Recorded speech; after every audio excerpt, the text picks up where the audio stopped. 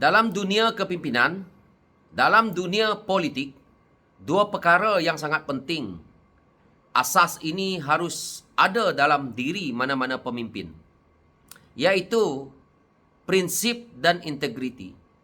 Jika dua perkara ini tidak ada dalam diri seorang pemimpin, begitu juga dengan penyokong kepada pemimpin itu, maka hancurlah negara ataupun hancurlah satu organisasi itu. Apa yang terjadi kepada kepimpinan politik, kepimpinan yang ada dalam sistem negara kita ini, hancur disebabkan oleh dua perkara ini. Kita lihat dalam dunia politik negara kita apabila tersungkurnya Datuk Seri Najib pada PRU ke-14. Sedangkan jasa Datuk Seri Najib kepada rakyat Malaysia itu besar. Banyak perkara yang baik dibuat oleh Datuk Seri Najib. Tapi ditolak oleh rakyat pada PRU ke-14 disebabkan isu integriti. Jadi, apa dia integriti yang dipersoalkan oleh rakyat? Melalui badan-badan kehakiman, melalui orang kata SPRAM, badan-badan kerajaan yang lain seperti pihak polis, pihak berkuasa yang lain. Dilihat oleh rakyat, disalahgunakan oleh Najib. Dan akhirnya, apapun kebaikan yang dibuat oleh Najib, rakyat persoalkan integritinya. Dan akhir rakyat menolak. Apa yang terjadi pula kepada Anwar Ibrahim hari ini? Benda yang sama. Rakyat mempersoalkan integriti itu.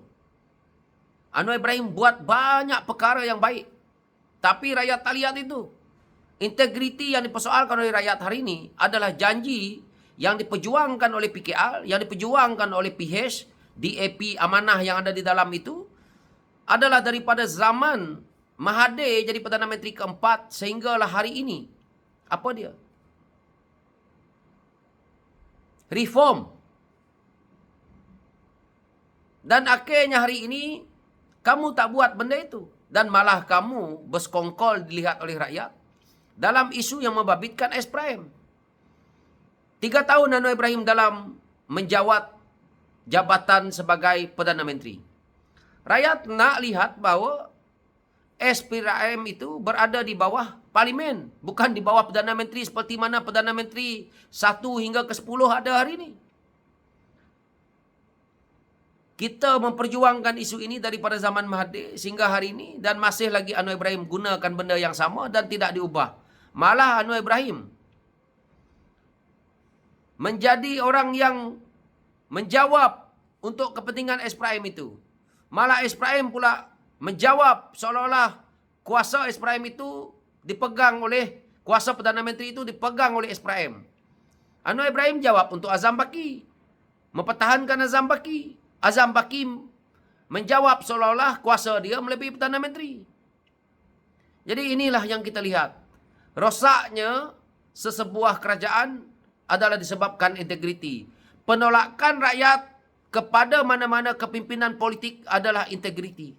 Kau buatlah sebanyak mana kerja, kalau integriti engkau dipersoalkan, maka kuyuplah engkau dalam pilihan raya yang menjadi saksi kepada rakyat, yang selama ini rakyat menjadi hakim dan menentukan nasib engkau dalam pilihan raya. So, anda yang lain, komen di bawah. Sekian, terima kasih. Thank you.